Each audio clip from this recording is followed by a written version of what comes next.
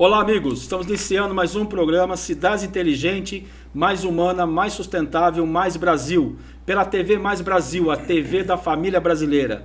E hoje temos a honra, a alegria de receber aqui um querido amigo, Duarte Nogueira, ex-deputado federal, ex-deputado estadual, já foi secretário de Estado de 3 pastas, prefeito de Ribeirão Preto por 2 mandatos.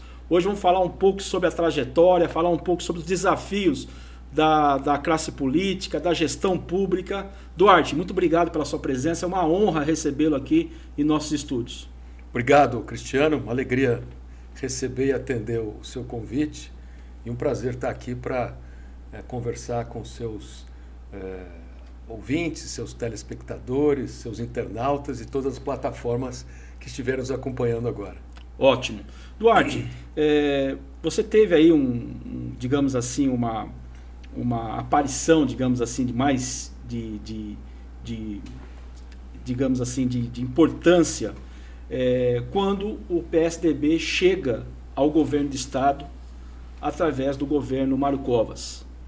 Mário Covas foi um governador que deixou sua marca, seu jeito muito objetivo, muito focado, uma responsabilidade fiscal como prioridade. E você formou esse primeiro governo, essa equipe. Ali você já era deputado? Não. Em 1994, quando o Mário Covas se elegeu governador, eu era um ex-candidato a prefeito de Ribeirão Preto, que tinha sido derrotado no segundo turno pelo prefeito eleito, então, Antônio Palocci, com uma diferença de 2%. E aquela eleição de 92 para prefeito me projetou bastante.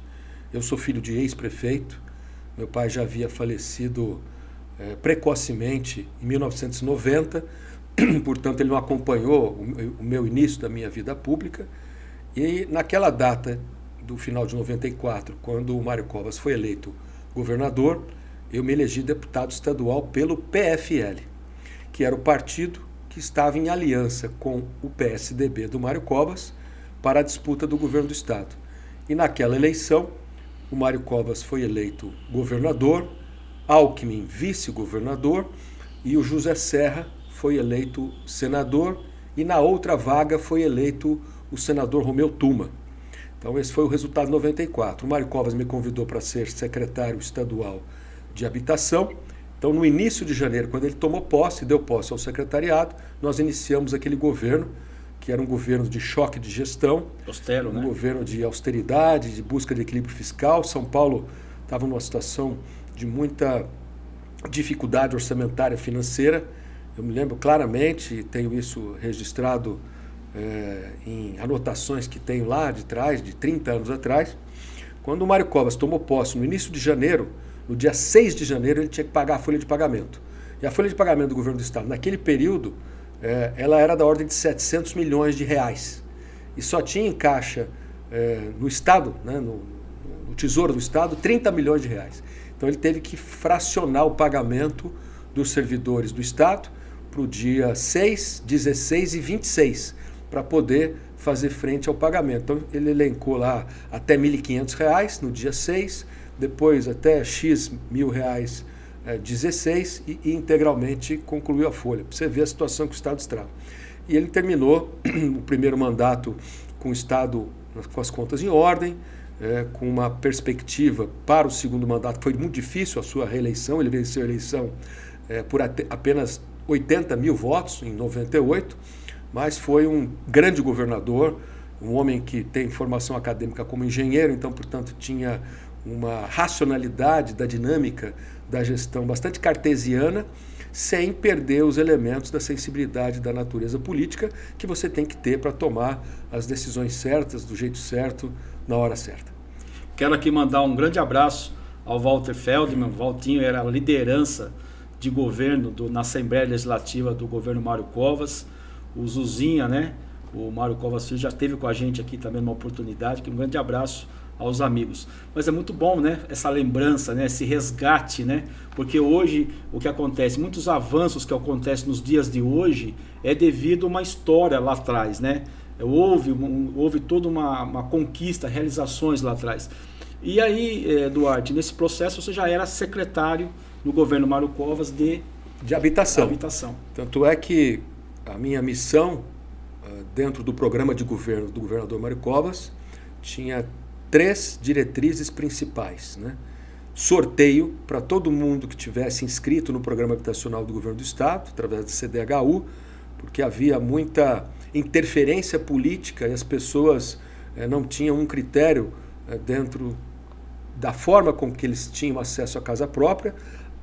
Nós implantamos o sorteio público em ginásios, em campos de futebol, dentro daquela lista de inscritos, quando o número de residências ou apartamentos fosse inferior ao número de inscritos.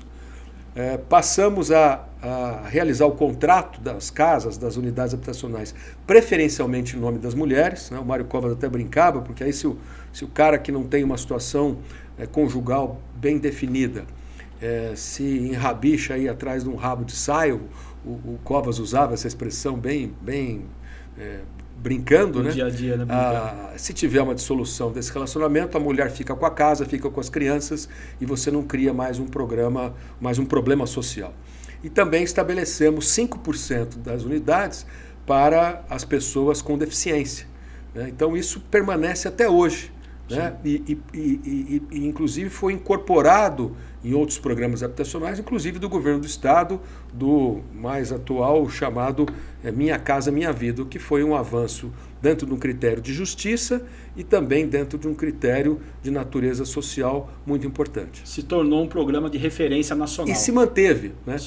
Eu acho que quando você faz políticas públicas inovadoras e transformadoras, elas precisam ser perenizadas, elas precisam ser normatizadas, legalizadas, para que aquilo não se perca dentro de um capricho de um próximo governante que queira desfazer aquilo que a própria sociedade conquistou. Então, assim foi feito, e tanto é que foi tão forte essa marca do sorteio, dos contratos em nome das mulheres, e 5%, depois até aumentou esse percentual para os portadores, as pessoas com deficiência, que isso permanece até hoje, 30 anos depois da sua implantação. Realização de políticas públicas, né? Sim. Para a coletividade. E depois, na sequência, veio o governo Geraldo.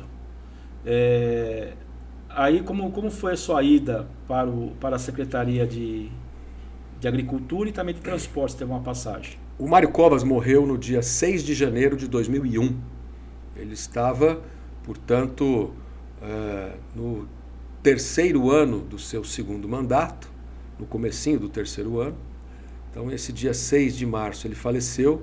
O Geraldo Alckmin era o vice-governador, assumiu o governo do estado, e ao final do mês de março, o então governador Alckmin me convidou para ser o líder do governo na Assembleia Legislativa. Eu já estava filiado ao PSDB, eu já passei o meu 2º mandato e os meus demais mandatos filiados ao PSDB, e o Alckmin me convidou para ser o líder do governo na Assembleia.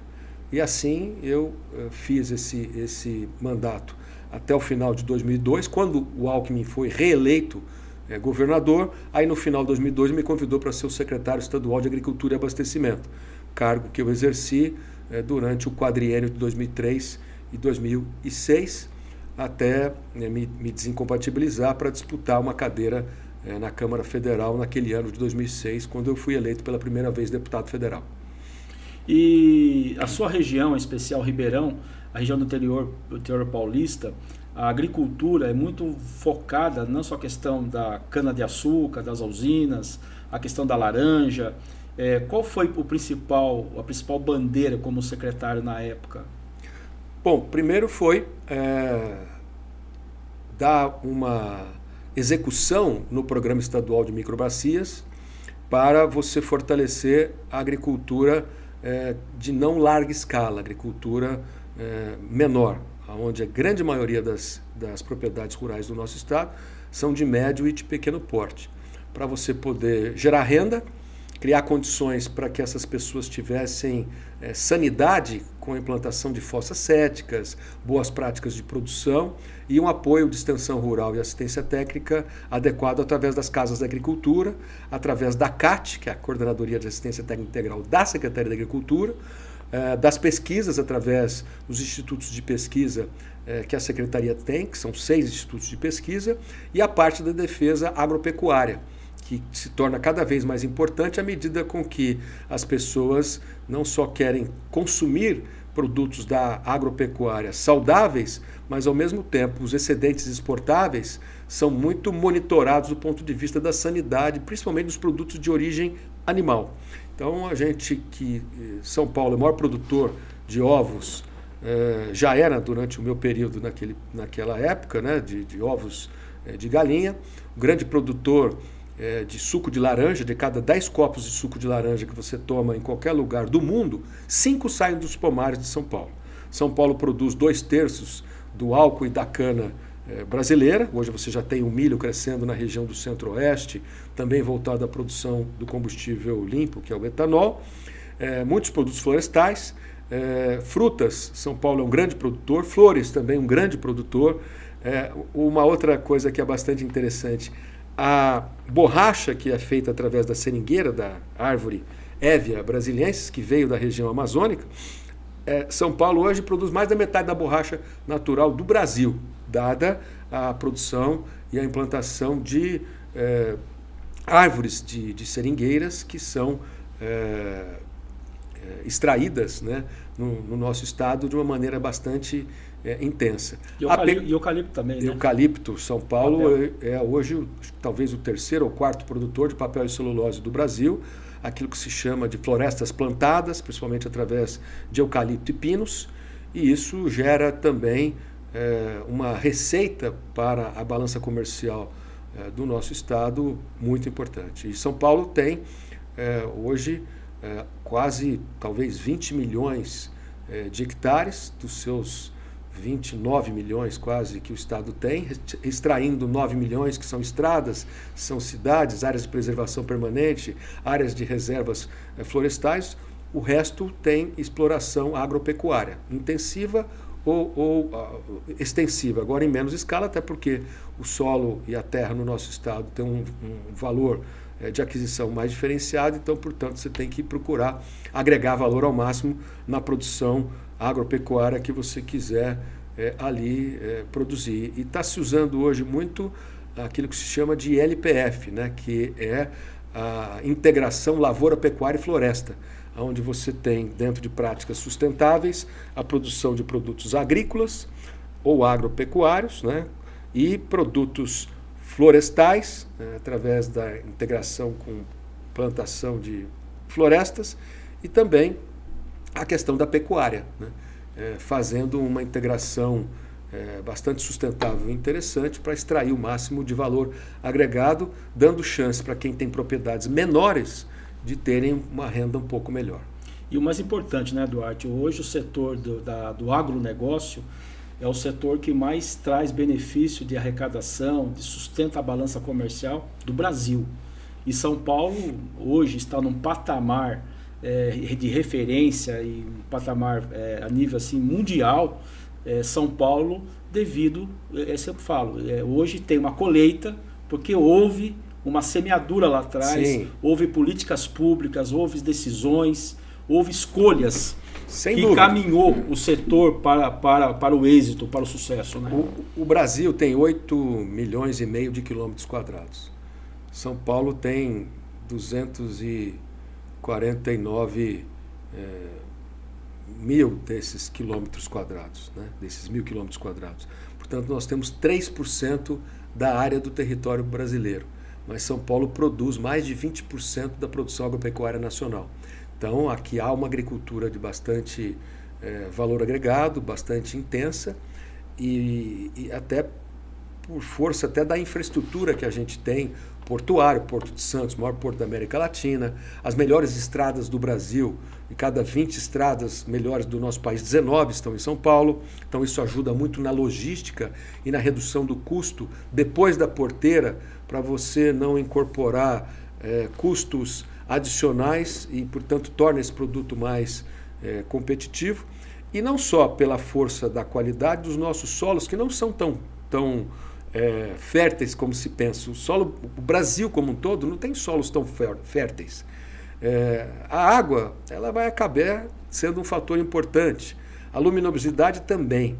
Mas o que fez de fato a diferença na agricultura brasileira e também paulista, nessas últimas 30, 40, 50 anos, dessas 3, 4, 5 décadas atrás, foi um uso intensificado da tecnologia.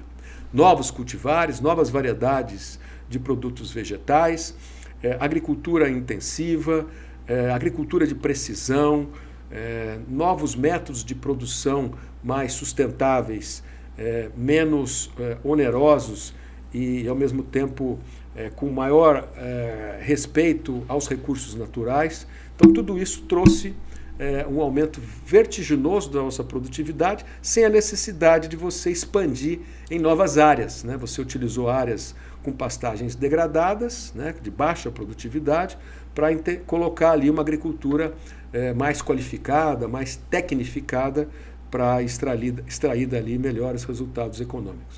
Eu queria também destacar, Duarte, eu acho que foi muito importante nessa gestão do Dr. Geraldo, uma marca da Secretaria da Agricultura que contribuiu muito com os municípios, a questão da manutenção das estradas rurais, porque as pessoas não têm noção. Os municípios, às vezes, pode ser a parte urbanizada pequena, mas a extensão territorial desse município é enorme. E muitas vezes o município não tem condições de fazer a manutenção dessa estrada rural.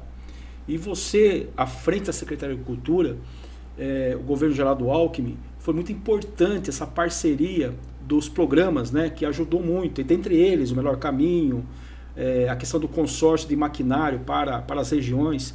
Eu queria que você falasse um pouquinho da importância dessa iniciativa que contribui muito com a manutenção. O Melhor Caminho foi um programa de recuperação de estradas degradadas, sobretudo de chão, né, estradas de terra, que são caminhos da produção e também do transporte de pessoas e de coisas. E São Paulo hoje tem mais de 20 mil quilômetros de estradas pavimentadas, muitas delas duplicadas, triplicadas, quadruplicadas, quintuplicadas, como é o caso do Rodoanel em algumas áreas, a Imigrantes, a Bandeirantes, a Anhanguera e outras estradas importantes. Mas tem mais de 200 mil quilômetros de estradas vicinais e estradas de terra ainda, né? Porque tem esse território das cidades a cobrir. Então, as estradas principais desses caminhos da produção receberam milhares de quilômetros do Melhor Caminho. O Melhor Caminho é um programa que entra com uma ação de engenharia de pavimentação, sem asfalto, mas com perenização daquele solo em terra. É levantado o grade, ou seja, o arco do leito da estrada, ele é feito de uma maneira assim meio côncava, para a água de chuva escorrer para as beiradas. Porque é a chuva que danifica, né? Exatamente, a erosão que estraga a estrada. Aí você coloca as chamadas áreas de recepção das águas de chuva, de contenção, né? Aquelas cacimbas, né? E com aquilo você consegue transformar uma estrada de chão bem compactada, com uma capacidade de rolagem tão boa quanto é uma estrada de asfalto. E ela dura mais. Então, foi um programa, e é um programa ainda bastante importante, além dos programas de pavimentação de estradas vicinais, que o governo do estado também realizou em mais de 10, 20 mil quilômetros de estradas de terra que se transformaram em estradas vicinais pavimentadas. Ótimo. E também tem os programas também na área social. O programa Leve Leite também era atrelado. Viva Leite. Era atrelado à Secretaria também da Agricultura. Era atrelado. Depois que eu deixei a Secretaria, ela acabou indo para a Secretaria de Assistência Social. Mas enquanto ela estava na Agricultura, nós fazíamos aquisições de leite in natura, do produtor pecuarista de leite do sítio, da chácara, da fazenda. Fomentava a economia, né? Exatamente, né? Então você gerava renda. A pecuária de leite é diferente da produção de arroz, de milho ou de culturas permanentes como laranja, café, ela pode dar uma renda mensal. Então, você qualifica aquela propriedade, ensina aquele produtor a usar o rodízio de pastagem, se ele faz através de pasto a produção de leite, e com isso ele acaba tendo uma renda. E esse leite é adquirido pelo governo do estado, a ele é incorporado vitamina A, vitamina D, ferro para combater anemia, e com isso você faz um programa social para as crianças de 0 a 6 anos, que é onde você tem a necessidade de uma complementação da nutrição alimentar no período de desenvolvimento inicial desse ser humano. E fornece para as famílias mais carentes dentro de um critério de necessidades e critério de demanda. E ele funciona até hoje, além de outros programas, como os programas de geração de renda que a CAT faz, né, através da Secretaria de Agricultura, o pão artesanal, a parte de utilização de produtos hortifrutis de uma maneira mais efetiva, utilizando não só a parte que hoje a gente usa mais nobre da abóbora, da banana e tal, mas você começa a utilizar a casca para fazer fortalece doce. A agricultura familiar. Isso, e dá novas utilidades para subprodutos que num determinado momento seriam descartados e agora com essas ações de extensão rural e de agricultura educativa, né, você dá mais renda para essas pessoas. E eu quero aqui destacar, nessa época de 2001 a 2004, eu também fazia parte do governo municipal lá da minha cidade natal, Bom Jesus dos Perdões, e naquele momento não, já até antes de 2000, a importância da Casa da Agricultura. O trabalho, né, porque o governo tinha um convênio com os municípios, o município pagava ali um profissional, o agrônomo, e o Estado dava todo o suporte ali da viabilidade daquela secretaria voltada para a questão do desenvolvimento sustentável, da agricultura familiar. Isso, foi muito importante, Duarte. E dentro do programa de microbacias, né, que foi um projeto que nós fizemos junto com o apoio do Banco Mundial, nós praticamente atingimos todas as zonas rurais do estado de São Paulo como um todo.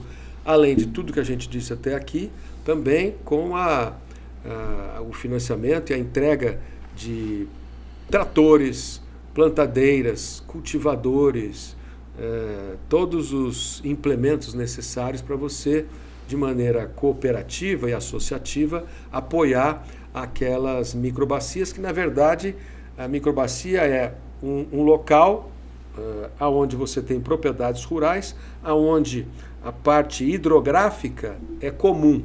Então, por isso que chama microbacias hidrográficas. E ali eles se servem dessa estrutura em escala associativa de equipamentos para todo mundo poder desfrutar do desenvolvimento desses investimentos. E deu muito certo durante aquele período, apesar de que cada vez mais a gente vê uma urbanização da população, né? Hoje o Brasil tem 87% da sua população já morando nas cidades. O estado de São Paulo, mais de 95% da população mora, né, nas cidades. Eu sou de um município, que eu fui prefeito 8 anos, até dezembro do passado, que é Ribeirão Preto, que tem 650 quilômetros quadrados de território, 99,7% dos habitantes de Ribeirão Preto mora na zona urbana, mora na cidade edificada, e só 0,3% na zona rural. E isso é um fator mundial. Por exemplo, nós estamos conversando aqui agora.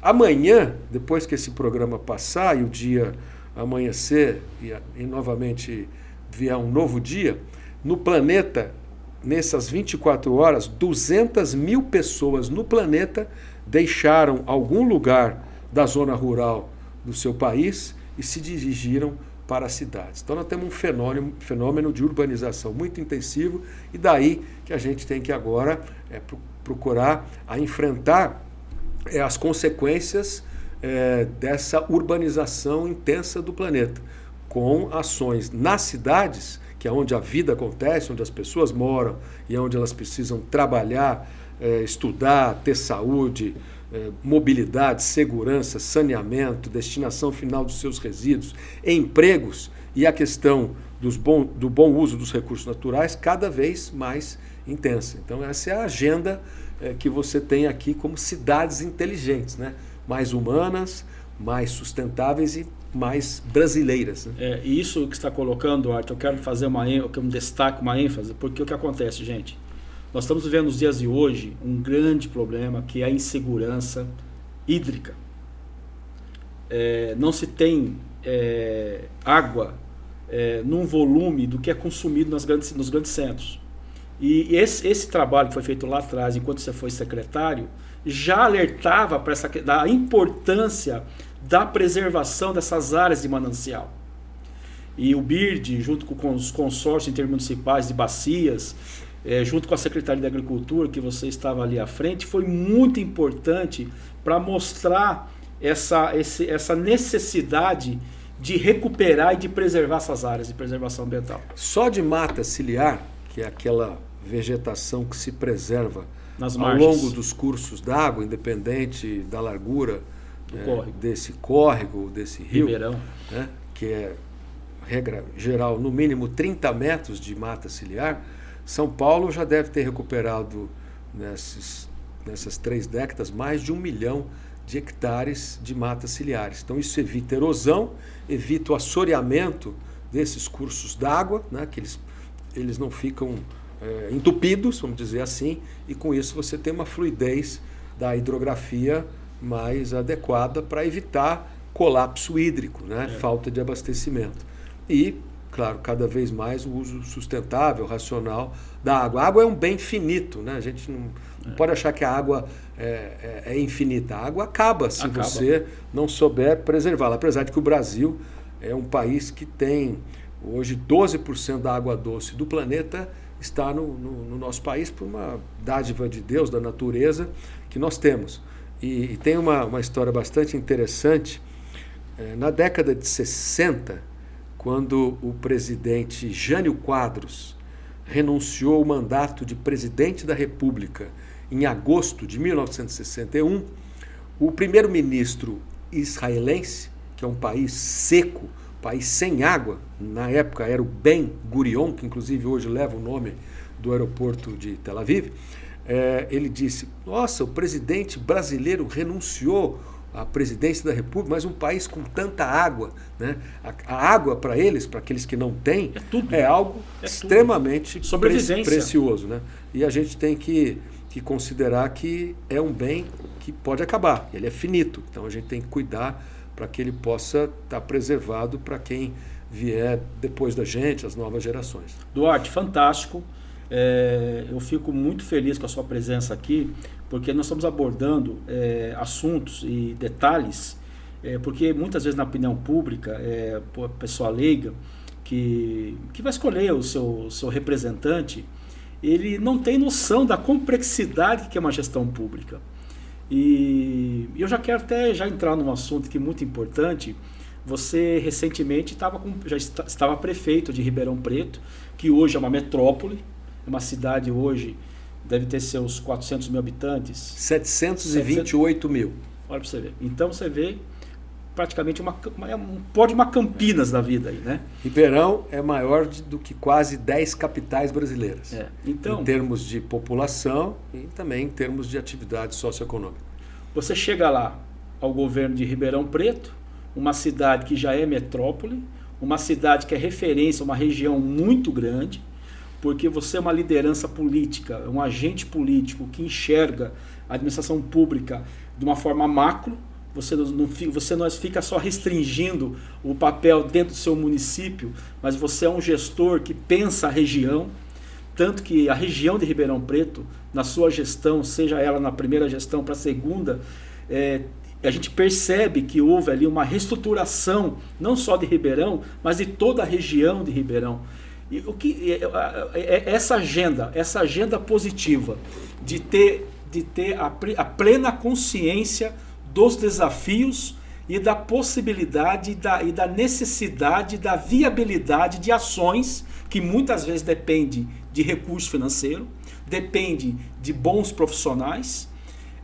Eu quero que você fale um pouco desse desafio, desse diagnóstico que você acabou encontrando e esse caminho para o sucesso da sua gestão, tanto que teve o reconhecimento na sua reeleição.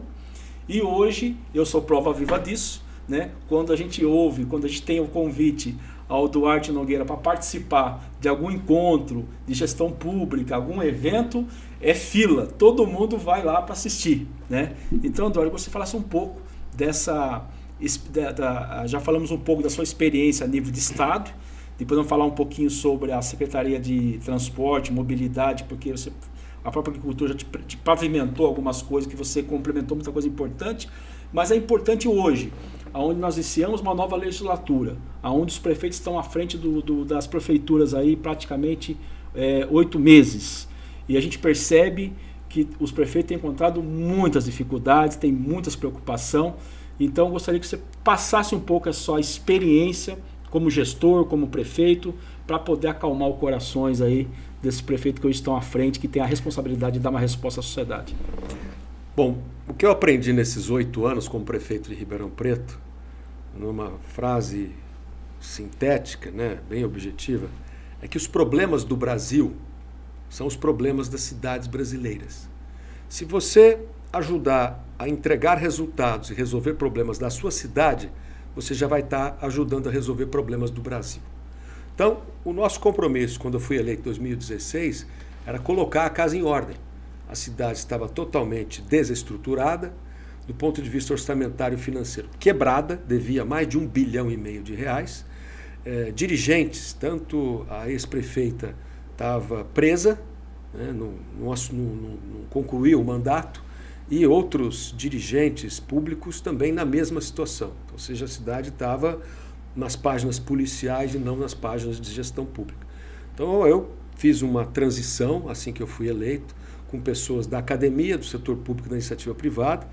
Peguei meu programa de governo e levantei as informações que eram necessárias para colocá-lo em prática, e tínhamos que arrumar a casa. Então, no primeiro dia, na minha posse, eu publiquei 25 decretos, que inclusive estão nesse primeiro livro que eu publiquei dos primeiros 4 anos, e depois eu conto a história até ela encerrar do 8º ano no segundo livro. Esse primeiro aqui é o dos primeiros 4 anos. Então, aqui conta a transição, choque de gestão, os 25 decretos. Aqui na última página tem um QR Code, que remete aos decretos, às leis, informações que nós utilizamos para fazer o choque de gestão. Segurança jurídica. Isso. E nos primeiros 4 anos, com esse choque de gestão, nós pagamos 334 milhões de reais de faturas emitidas contra a prefeitura nos anos 2016 e 2015 não pagas. Eu tinha 2,5 folhas de pagamentos para pagar em janeiro, porque não tinha sido pago o 13º, os seus encargos e as folhas anteriores. Tinha mais 111 milhões de reais que eu amortizei da dívida de longo prazo nos primeiros 4 anos, dos 8, e mais 278 milhões de reais, que era uma dívida do chamado 2835, que era uma dívida trabalhista de um acordo que a prefeitura tinha feito e que sobrou para eu pagar 278 milhões no meu mandato. Tudo isso foi quitado. Se você somar 334 mais 250 milhões das 2,5 folhas, mais 111 da amortização da dívida fundada e mais os 278 dos 28,35, que é a dívida trabalhista, você soma 973 milhões de reais, quase 1 bi. E isso é o passivo, né? Isso já está pago. Né? Tanto é que eu encerrei os meus 8 anos com uma cidade que estava quebrada, com uma cidade que hoje é Capag a mais.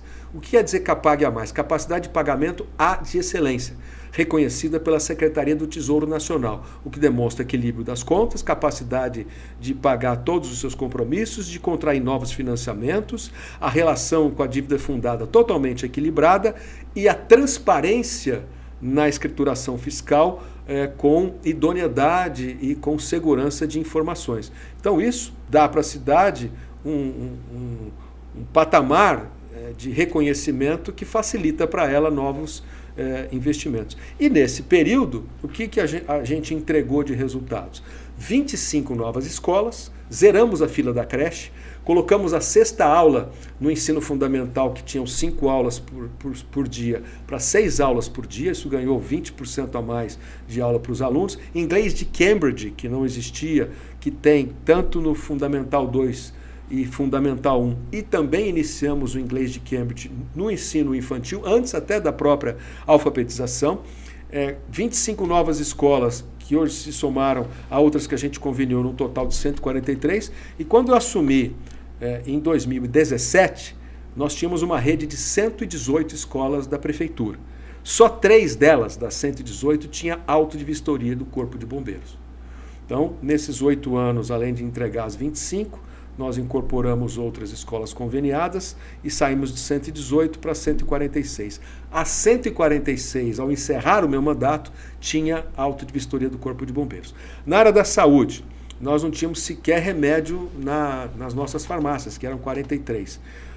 Nós recuperamos a credibilidade, a capacidade de pagar os nossos compromissos.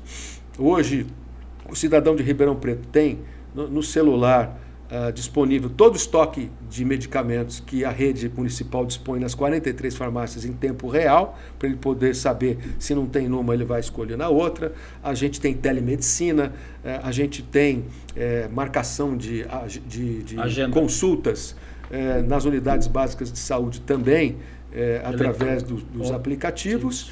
Entregamos 3 UPAs novas, construímos o maior AME, Ambulatório Médico de Especialidades, com 59 especialidades médicas e não médicas, que atendem Ribeirão Preto e toda a Divisão Regional de Saúde dos 26 municípios, com o apoio do Governo do Estado, que assume isso através de uma organização social. Na parte do Sistema Único de Assistência Social, nós elevamos de 3 para 5 centros de referência especializados de assistência social, que é a parte de mais complexidade, né, da assistência social, de 3 para 5, e de CRAS, que nós tínhamos 5, para 15. Então, triplicamos o número de centros de referência de assistência social, que é a parte da entrada básica da assistência social. Ribeirão Preto é uma cidade rica, próspera, muito pujante, mas que também tem uma população a ser assistida. Na parte da mobilidade, nós implantamos 56 quilômetros de novos corredores de ônibus, em 11 eixos diferentes, norte, sul, leste e oeste. Substituímos toda a nossa frota de mais de 300 ônibus por ônibus com ar-condicionado, motorização Euro 6, 0 quilômetros em 100% da frota. Fizemos uma reformulação do sistema de contrato com a concessionária que toca, o consórcio que toca o nosso transporte coletivo. Passamos a subsidiar e, pelo 4º ano consecutivo, portanto, estamos em 2025, o cidadão de Ribeirão Pretano, ele paga a mesma tarifa que pagava há 4 anos atrás, que é de R$ 5,00. Nós fizemos uma manutenção do valor da tarifa através de um projeto, de um programa bastante bacana de subsídios. Então, isso ajudou a você incentivar o uso do transporte coletivo. Nas áreas culturais, nas áreas esportivas, na área de lazer, novos parques, reformamos equipamentos culturais, produzimos outros. Então, é uma outra cidade, o que demonstra que é possível fazer, é possível entregar, desde que você tenha um conjunto de objetivos bem definidos. Então, poderia citar 4. Você tem que ter uma estratégia para tudo na vida, né? No setor público, a gente pode chamar do plano de governo ou programa de governo. Então, você tem que saber o que você quer fazer, o que você pretende fazer. O segundo, gestão, né? Você tem que fazer mais coisas com o que está à sua disposição. E ser inovador, ser reformador. Você jamais vai chegar num resultado diferente ou melhor fazendo as coisas sempre do jeito que elas foram feitas. E nós tivemos também que dar vazão à reforma administrativa, à reforma da Previdência, à reforma de processos de gestão. Implantamos a prefeitura sem papel. Hoje toda a prefeitura de Ribeirão Preto é digitalizada. O prefeito, os secretários e qualquer cidadão pode acionar a prefeitura através do celular e obter a entrada do seu pleito e o retorno do seu pleito de maneira digital. Isso economizou papel, economizou toner, deixou de ir muita coisa para a poluição. Tempo de vida. E mais do que isso, né? milhares de horas de servidores públicos que estavam ali na burocracia, de bater carimbo, de receber papelada, de transportar pasta, de transportar anexo, passaram a fazer outras coisas mais nobres, né, para o próprio cidadão da nossa cidade. Então, tudo isso está registrado. Não são duas obras que parecem chamar para a atenção da administração pública, mas não é um tratado técnico, acadêmico. É um testemunho, né, do dia a dia. Professoral de gestão pública. É um relato da vida como ela é, né, com as comemorações, com os desafios e uma coisa que é muito importante, né? Dando sequência àquilo que falei, você tem que ter a estratégia, você tem que ter a gestão, mas você também tem que ter a governança. Você tem que se cercar de homens e de mulheres que tenham vocação para servir e fazer as coisas corretamente, com excelência, buscando sempre bons resultados. E o quarto ponto, que é muito importante, que é a parte orçamentária, é o dinheiro, né? Nesses 8 anos, eu não mexi na planta genérica de valores, não aumentei IPTU, não aumentei ISS, não aumentei TBI, não aumentei taxas e emolumentos, e fiz toda essa transformação no campo de melhorar o que investir no campo das boas despesas, do bom uso dos recursos públicos. Tanto é que a gente saiu de Capag-C para Capag-A+, como ele disse, e esse ano, no começo desse ano, o Instituto Amazon, que faz um levantamento de todas as cidades brasileiras, os 5.570 municípios, apontou que Ribeirão Preto passou a ser a primeira cidade em mais de 50 indicadores socioeconômicos do país, em primeiro lugar, entre aquelas que têm 500 a 1 milhão de habitantes. O que, na verdade, é uma conquista da cidade por todo esse trabalho que foi feito ao longo desses anos. E a missão nossa era entregar uma cidade bem melhor do que aquela que a gente recebeu, e isso a gente fez, né? Não resolvemos todos os problemas. Eles, uma vez resolvidos, outros surgirão. Né? As pessoas sempre querem mais bem-estar, mais qualidade de vida, melhor desfrute do seu dia a dia para buscar a sua felicidade, que é o papel que todos nós temos individualmente com as nossas famílias. Mas certamente hoje a gente tem uma Ribeirão Preto bem melhor do que aquela que a gente recebeu há 8 anos atrás. E o que é bacana, gente, o que é fantástico na vida de um homem público, de um agente político, é quando ele fala das suas ações e os olhos brilham, né? Ninguém ama o que não conhece. Meu pai sempre falava isso para mim, né? As pessoas que você mais ama está na sua terra natal, que acompanha a sua história, e é tão gostoso você poder contribuir com a sua sociedade, com a sua comunidade, com a sua cidade, e contribuir numa forma de transformação da vida das pessoas. Eu acho que esse é o maior legado, né, Duarte? É Ribeirão Preto, né? Mais humana, mais sustentável, uma cidade hoje, uma gestão que você dá a oportunidade das pessoas ter acesso, né, aos serviços, e se sentir respeitada, porque não existe dinheiro público, o que existe é dinheiro do contribuinte, e é muito sério isso, né?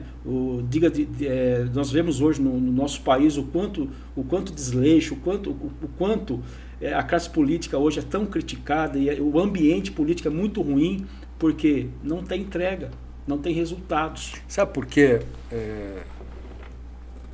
Porque o Brasil está de ponta cabeça do ponto de vista das prioridades.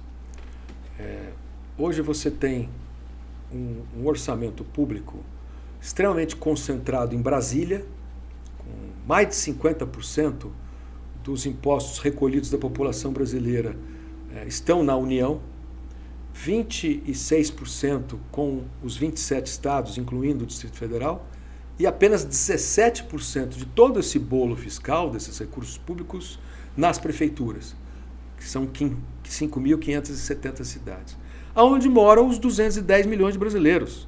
Então, nós temos uma inversão de coisas, há uma concentração de recursos em Brasília, que precisa se descentralizar para as cidades, onde de fato a vida acontece, até porque nas cidades o recurso público é mais bem fiscalizado, ele é mais bem aplicado, até porque o cidadão está de olho direto lá no prefeito, nas decisões das câmaras de vereadores, a atuação do Ministério Público, as decisões do Poder Judiciário, Tribunal de Contas. como é que se manifesta os conselhos municipais, como é que se argue os questionamentos do Tribunal de Contas e outros órgãos de controle externo, como o próprio Tribunal de Contas da União, e os recursos são mais bem aplicados e as entregas são mais rápidas, exitosas, né?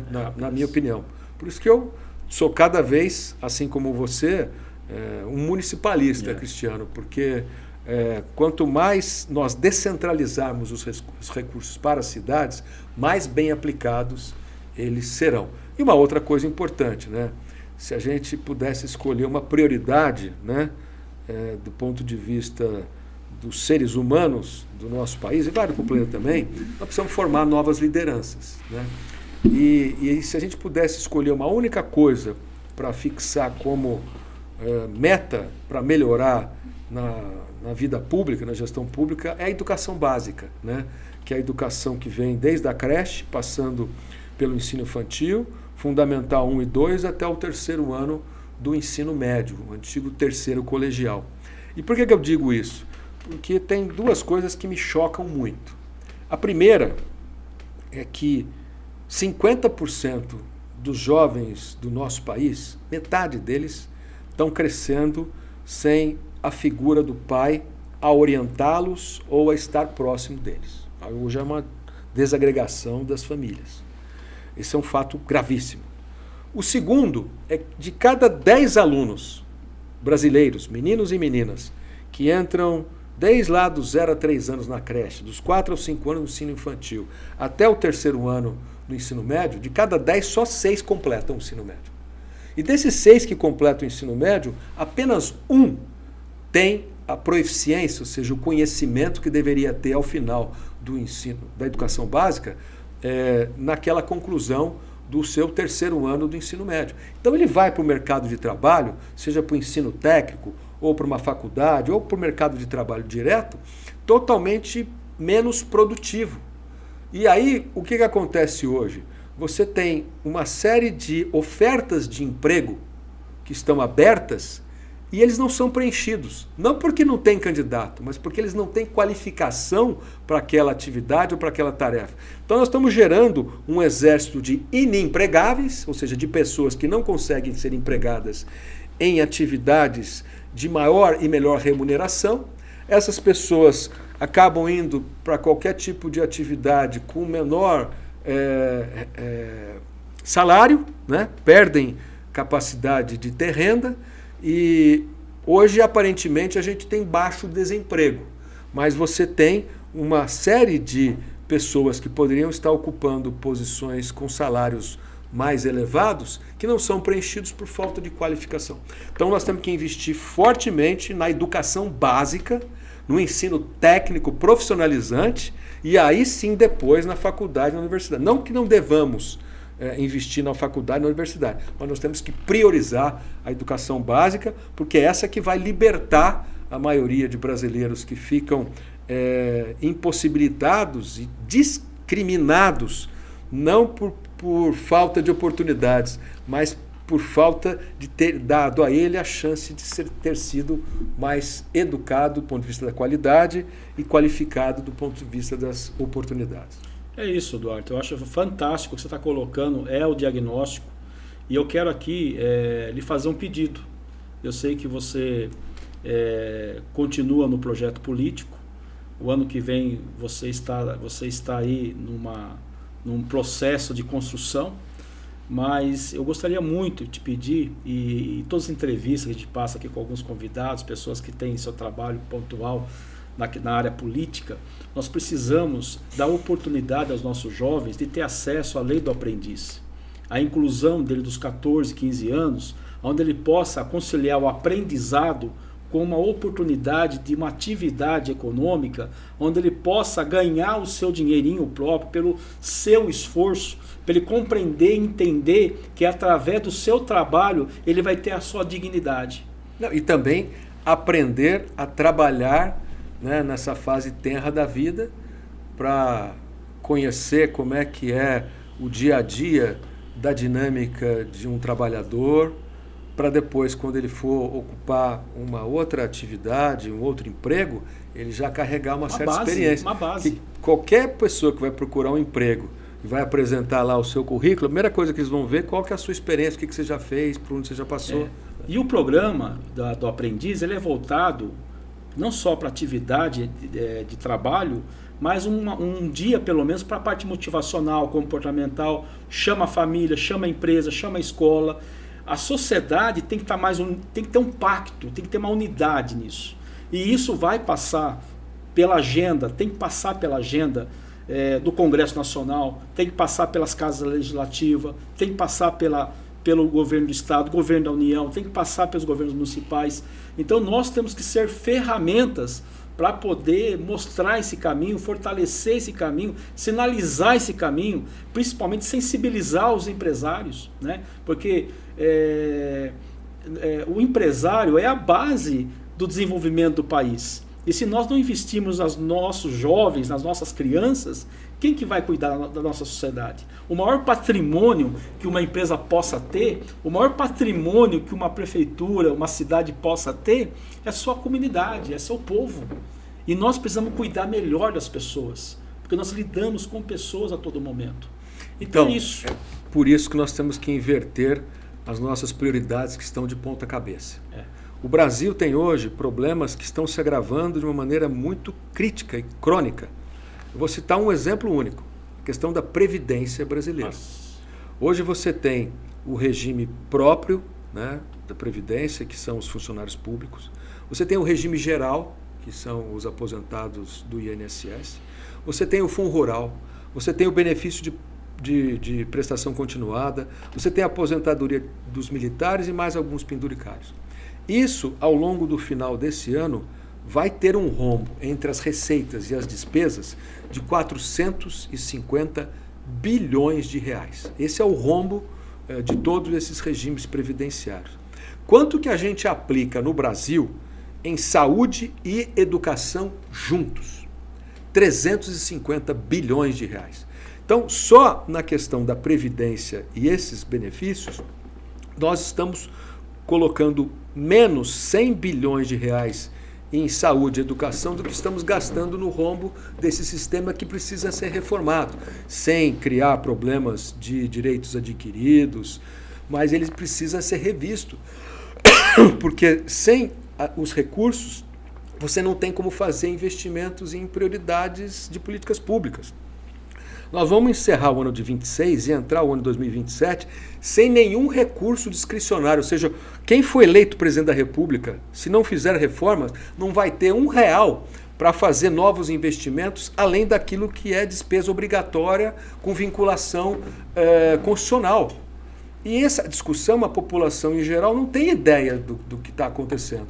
E grande parte da nossa classe política, ao invés de criar coragem e enfrentar às vezes, a crítica por aquilo que tem que ser feito e colocar o remédio amargo para o paciente não morrer lá na frente, fica fazendo demagogia. Nossa.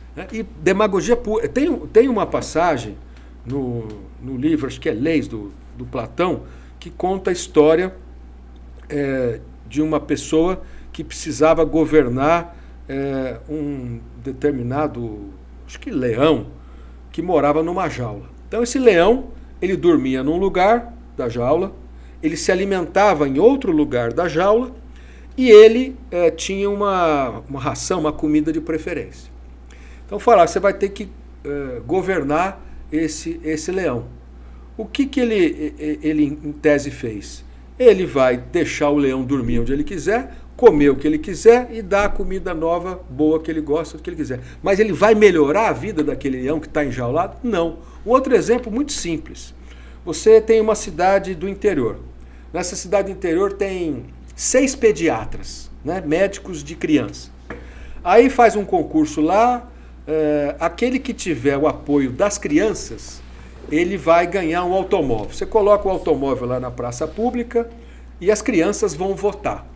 Aí você tem um pediatra que recebe uma criança, essa criança está com febre, está com um sintoma de dor perto do ouvido, o pediatra faz a análise no ouvido da criança e vê que ela está com uma inflamação, um abscesso muito feio. E que se um tratamento de remédio oral, talvez não dê tempo se aquilo gerar uma septicemia, uma contaminação mais grave, ele precisa fazer uma aplicação venosa, precisa dar uma injeção. Criança não gosta de injeção.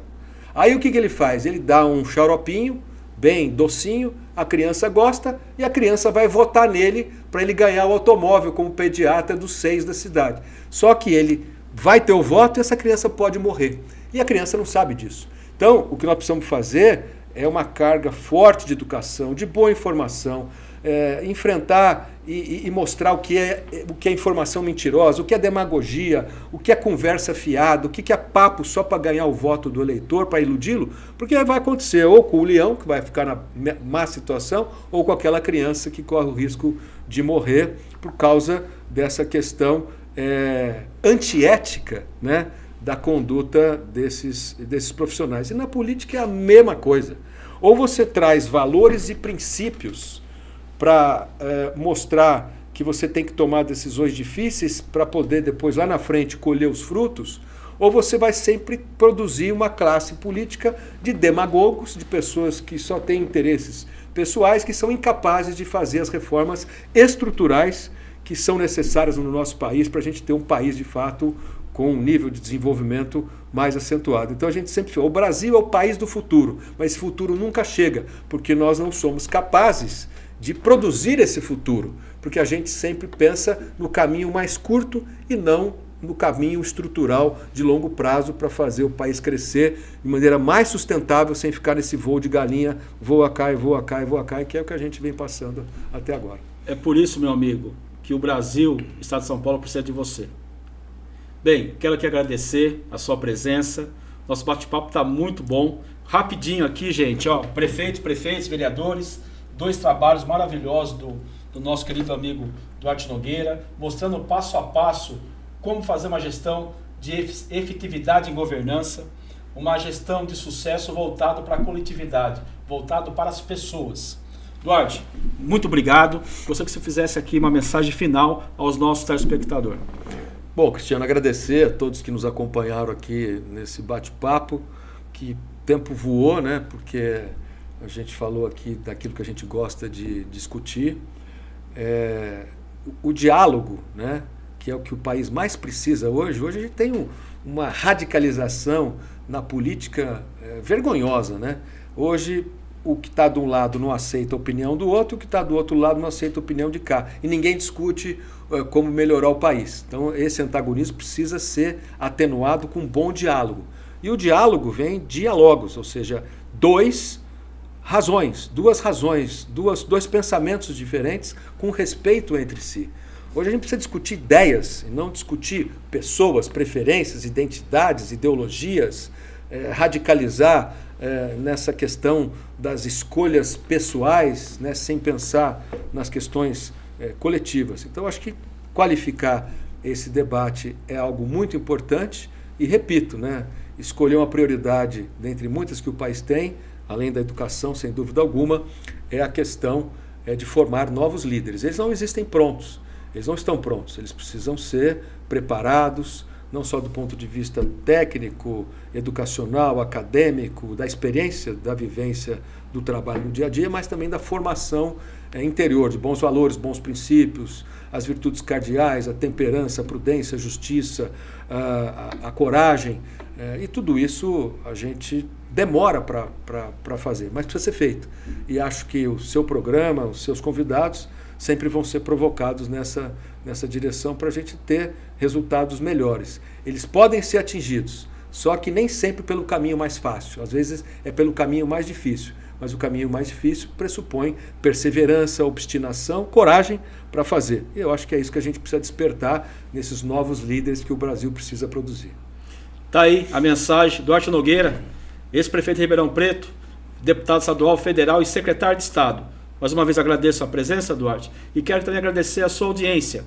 E até a próxima semana, 21 horas, aqui na TV Mais Brasil, a TV da família brasileira. Um grande abraço a todos, fique com Deus e até o próximo programa Cidade Inteligente, mais humana, mais sustentável, mais Brasil.